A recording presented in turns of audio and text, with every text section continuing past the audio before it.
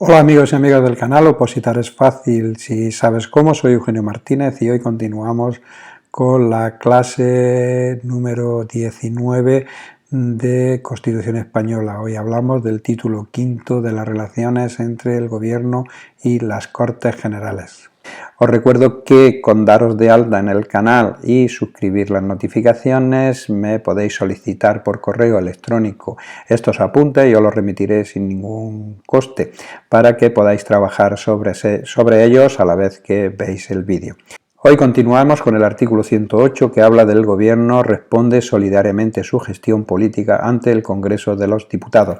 Esta también es una pregunta. ¿Ante quién responde el Gobierno en su gestión política? Ante el Congreso de los Diputados. El artículo 109 habla de las cámaras y sus comisiones que podrán recabar a través de los presidentes de aquellas la información y ayuda que precisen del Gobierno y sus departamentos o de cualesquiera autoridades del Estado y de las comunidades autónomas. Las cámaras y las comisiones, en el artículo 110, dice que pueden reclamar la presencia de los miembros del Gobierno. Los miembros del Gobierno tienen acceso a las sesiones de las cámaras y a sus comisiones y la facultad de hacerse oír en ellas y podrán solicitar que le informen ante las mismas funcionarios de sus departamentos. El artículo 111 habla que el Gobierno y cada uno de sus miembros están sometidos a las interpelaciones y preguntas que se formulen en las cámaras. Para esta clase de debate los reglamentos establecerán un tiempo mínimo semanal. Toda interpelación podrá dar lugar a una moción en la que la Cámara manifieste su posición. Ahora hablamos del artículo 112 y 113 que habla de la cuestión de confianza y de la moción de censura. En la cuestión de confianza hay que tener clara que es el presidente del Gobierno el que, una vez deliberado en el Consejo de Ministros, la puede plantear al Congreso. Esa cuestión de confianza sobre su programa o sobre una cuestión de política general. La confianza se considera otorgada cuando vote a favor de la misma la mayoría simple de los diputados. O sea, tener claro que la cuestión de confianza la propone el mismo presidente del Gobierno a la Cámara y esa confianza la Cámara se la da al presidente, continúa, siempre que salga por la mayoría simple de los diputados la votación. Sin embargo, la moción de censura es cuando el Congreso exige una responsabilidad política al Gobierno mediante adopción por medio de mayoría absoluta de la moción de censura. O sea, empezamos a ver diferencias entre cuestión de confianza y moción de censura. Ya vemos una. La cuestión de confianza la plantea el presidente del Gobierno, sin embargo, la moción de censura la plantea el Congreso. En una, el presidente del Gobierno en la cuestión de confianza expone su actividad al Congreso para que estos le den esa confianza, le apoyen, y sin embargo el Congreso en la moción de censura le está pidiendo una responsabilidad. Cuestión de confianza es favorable con mayoría simple, sin embargo para adoptar la moción de censura se necesita mayoría absoluta. En la moción de censura debe ser propuesta por la 10ª parte de los diputados y habrá de incluir un candidato a presidente del Gobierno. Esos son dos requisitos para poder establecer una moción de censura. Que la apoye la 10ª parte de los diputados y que dentro de la moción de censura incluya un candidato a sustituir al presidente del Gobierno.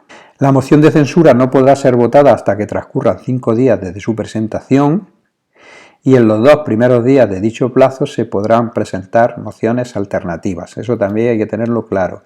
No se puede votar hasta que no ha transcurrido 5 días y en los 2 primeros días se pueden hacer otras mociones alternativas. Si no fuese aprobada por el Congreso, sus signatarios, aquellos que la firman, no podrán presentar otra durante el mismo periodo de sesiones. En el artículo 114 hablamos de la dimisión del Gobierno.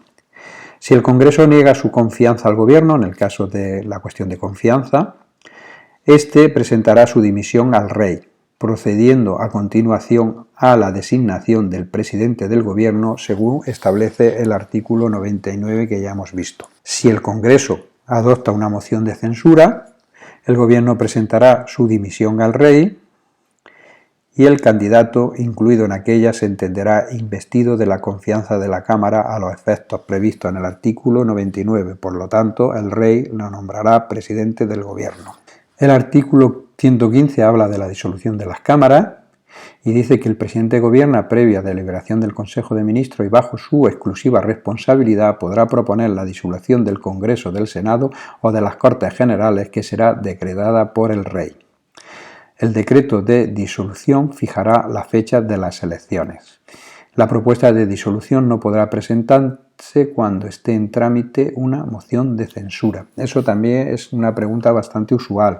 ¿Se puede hacer una propuesta de disolución del gobierno cuando hay en trámite una moción de censura? No. No procederá a nueva disolución antes que transcurra un año desde la anterior, salvo lo dispuesto en el artículo 99.5, que dice que si transcurrido el plazo de 2 meses a partir de la primera votación de investidura ningún candidato hubiera obtenido la confianza del Congreso, el Rey disolverá ambas cámaras y convocará nuevas elecciones con el refrendo del presidente del Congreso. El artículo 116 habla de los estados de alarma, excepción y sitio, y dice que una ley orgánica regulará estos estados, las competencias y limitaciones correspondientes. Aquí hay que diferenciar y memorizar qué declara cada estado, cuánto dura y qué derechos se suspende. Cuando hablamos de alarma, es el estado de alarma lo declara el gobierno mediante un decreto acordado en el Consejo de Ministros y dando cuenta al Congreso. La duración son de 15 días prorrogables con autorización del Congreso y no se suspenden derechos. El estado de excepción es el gobierno mediante decreto acordado en Consejo de Ministros con autorización del Congreso. Ver la diferencia entre de alarma y de excepción. Los dos los declara el gobierno, pero el de alarma directamente lo acuerda el Consejo de Ministros y da cuenta al Congreso. El de excepción lo acuerda el Consejo de Ministros, pero tiene que contar con la autorización del Congreso. ¿Cuánto dura el estado de excepción? Pues determina expresamente ámbitos y efectos y duración de 30 días, prorrogables por igual plazo. Aquí sí se suspenden derechos, pues suspenden derechos como el 17, el 18, la inviolabilidad, el secreto de las comunicaciones, la libertad, todos los derechos contemplados, algunos de los derechos contemplados en el título primero. Estos hay que memorizarlos porque sí que preguntan si en el estado de excepción se suspende tal o cual derecho. Y luego ya el estado de sitio es directamente declarado por el Congreso por mayoría absoluta a propuesta exclusiva del Gobierno. Aquí es al contrario, aquí lo propone el Gobierno, solo puede proponerlo el Gobierno y lo declara el Congreso por mayoría absoluta. La duración se establece por lo que estime el Congreso en su autorización y cuánto va a durar y las condiciones en las que se va a llevar a cabo. Y aquí se pueden suspender todos los derechos que hemos visto en el de excepción, además el del 17.3, que es derecho a no declarar y a la asistencia de abogado. Ahora pasamos al título sexto del Poder Judicial y en el artículo 117 vemos los principios. Aquí hay que tener claro que las preguntas que suelen salir de dónde emana la justicia, emana del pueblo, cómo se administra la justicia en nombre del rey, quién administra la justicia, los jueces y magistrados, que son a su vez independientes, inamovibles, responsables y sometidos únicamente al imperio de la ley. De aquí salen muchas preguntas. ¿A qué están sometidos los jueces? Pues al imperio de la ley. ¿Cómo son? Independientes, inamovibles y responsables. Este párrafo de este artículo 117 hay que tenerlo claro. Los jueces y magistrados no pueden ser separados, suspendidos, trasladados ni jubilados, sino por alguna de las causas y con las garantías previstas por la ley. El ejercicio de la potestad jurisdiccional, juzgando y haciendo ejecutar lo juzgado, corresponde exclusivamente a los juzgados y tribunales determinados por las leyes. El principio de unidad jurisdiccional es la base de la organización y funcionamiento de los tribunales. Aquí igual, la pregunta es ¿cuál es la base de la organización y funcionamiento de los tribunales? Pues el principio de unidad jurisdiccional, estudiarlo con esos matices. La ley regulará el ejercicio de la jurisdicción militar en el ámbito estrictamente castrense y en los supuestos de estado de sitio, de acuerdo con los principios de la Constitución. Se prohíben los tribunales de excepción. Un tribunal de excepción es aquel que no respeta los principios de legalidad penal y de seguridad jurídica. El artículo 118 al 121 habla que es obligado cumplir las sentencias y demás resoluciones firmes de los jueces y tribunales, así como prestar la colaboración requerida por estos en el curso del proceso y la ejecución de lo resuelto. Las actuaciones judiciales serán públicas, con excepciones que se prevén en las leyes del procedimiento. Asimismo, el procedimiento será predominantemente oral, sobre todo en materia criminal, y las sentencias serán siempre motivadas y se pronunciarán en audiencia pública.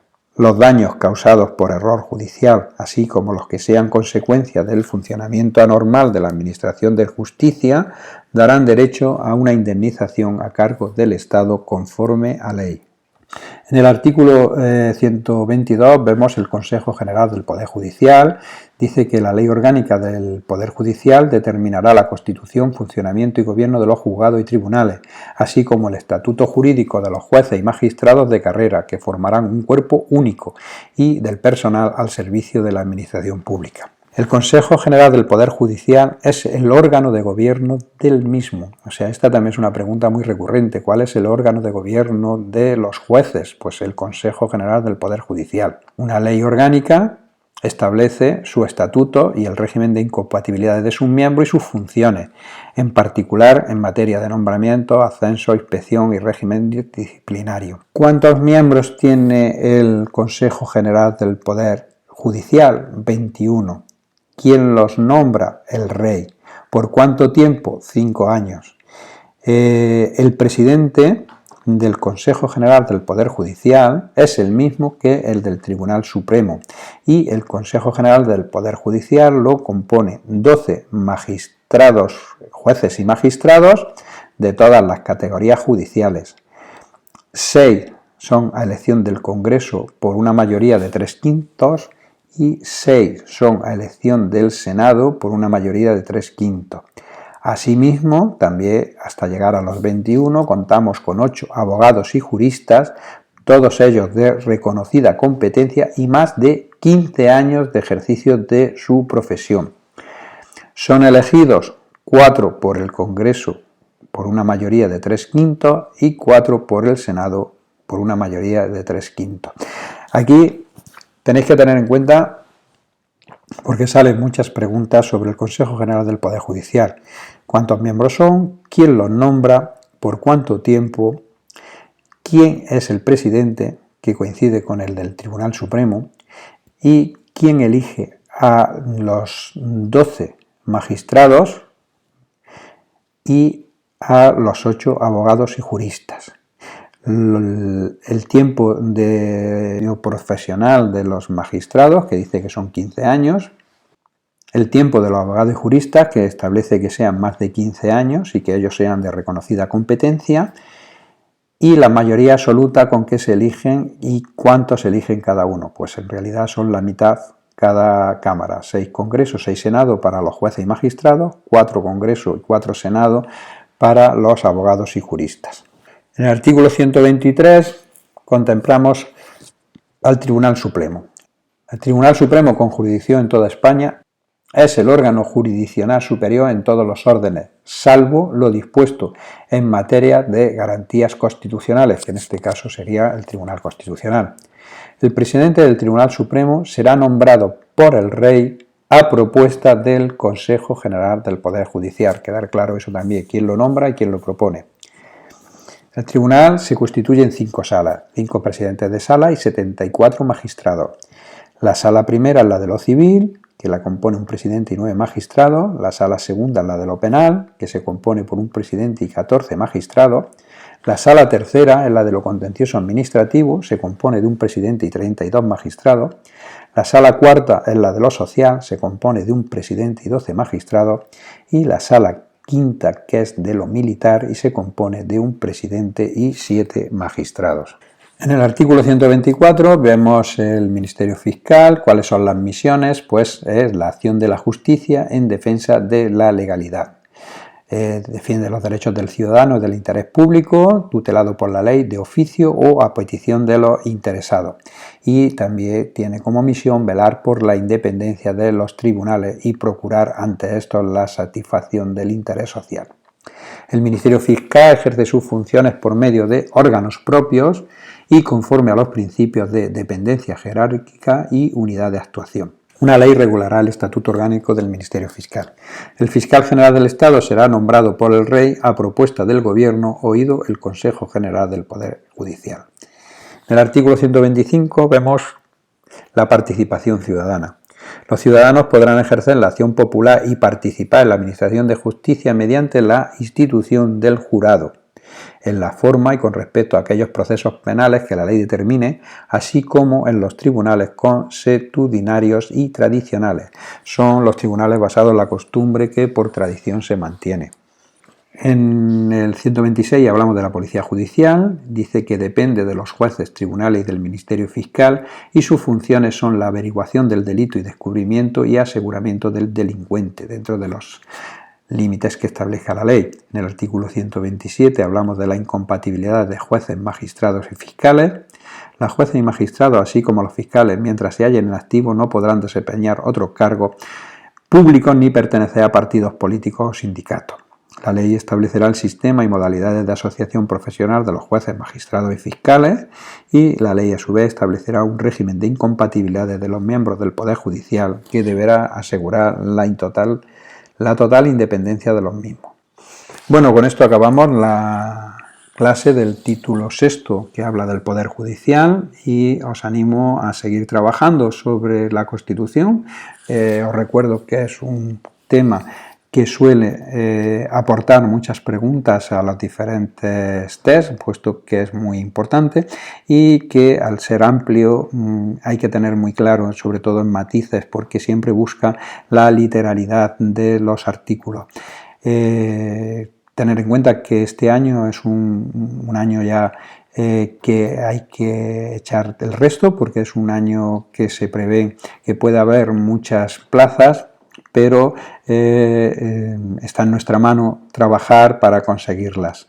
Así que os animo a seguir estudiando y me pongo a vuestra disposición por si necesitáis cualquier ayuda y os recuerdo que si me solicitáis estos apuntes a spr.eugenio@gmail.com os los mandaré sin ningún cargo, simplemente con que os deis de alta en el canal y activéis las notificaciones.